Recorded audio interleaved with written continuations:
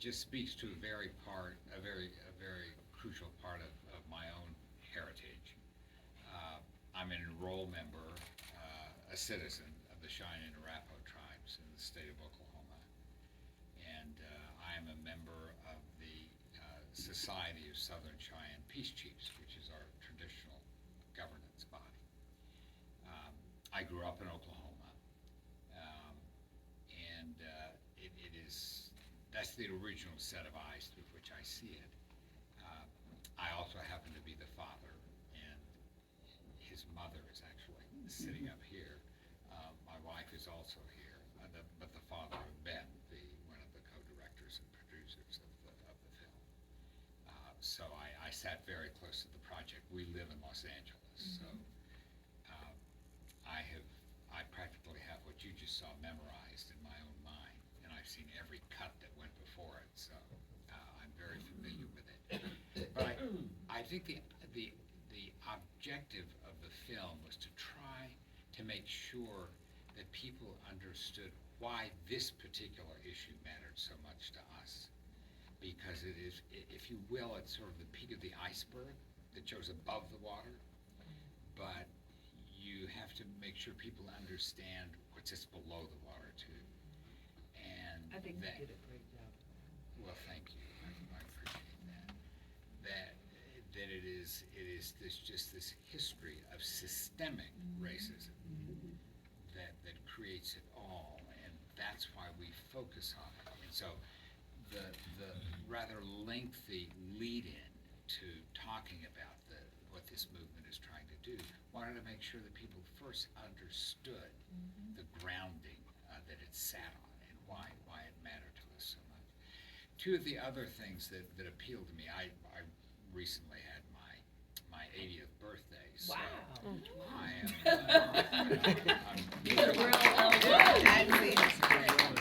moving along. And one thing that I did want to, there were two other things that stand out to me about the film and sort of the messages that it carries. And it is, first of all, this film, which is, I think, true to Suzanne Harjo, who's an old friend, long-standing friend of mine, and whom I've known for most of my professional life. And she's a member of two different tribes, but she's also Cheyenne, which is what I am. But this film is also very much about the future. It has to talk about the past in order to talk about the future and what needs to be done. But the 2 points about the future that are so important to me, and I know sit in my son's mind and in Aviva's mind, is that this is something which will be addressed in the future. I'm quite satisfied because Native youth and others care about it. And second, it is something which really has to be a movement. I was a museum director, but I'm a lawyer by training, and I was a native rights lawyer for the first half of my professional career. And so I'm very familiar with legal instruments and mechanisms for trying to do something about this.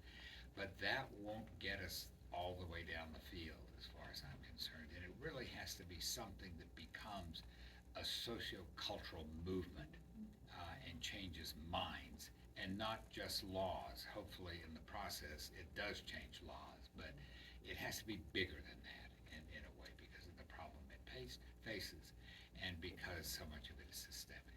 So that's how I come to it, and I hope that we do have time for any questions. Absolutely. I just wanted to, have you said anything? I just wanted Well, to introduce, and then Yeah. I'll open up to the audience. Yeah, I guess I'm just gonna say that the reason that I got involved in this film is, well, one of the reasons is I love Aviva.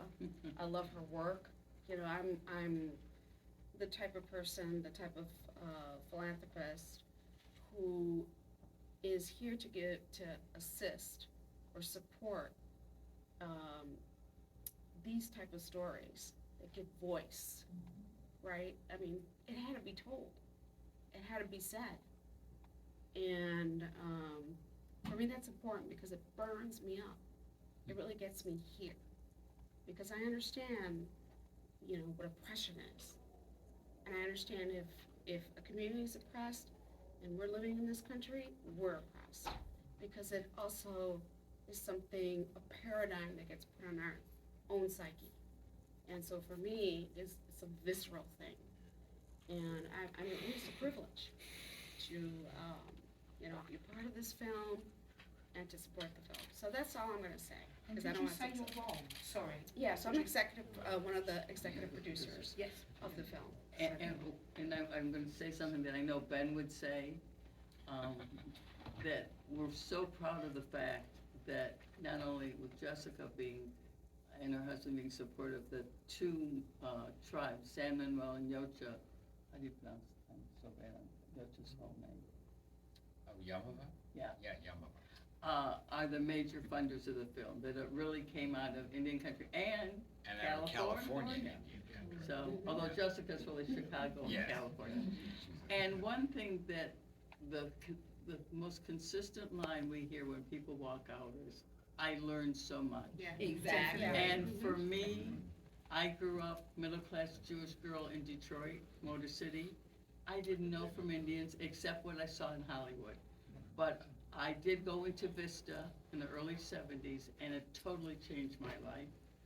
And it was through the people that I worked with, including Larry Casus, who Ben and I have written a script about, a Navajo activist who died in the shootout.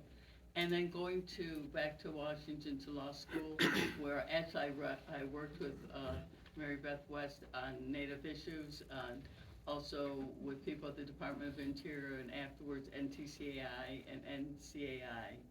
And it's really, you know, we need to learn as Americans, you know, some of the histories that we don't know, and that's what we feel so good.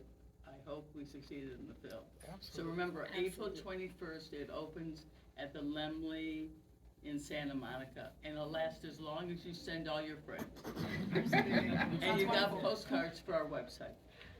Just can we give them another round of applause before we open it up, because it's really magnificent what you've done today. Thank you.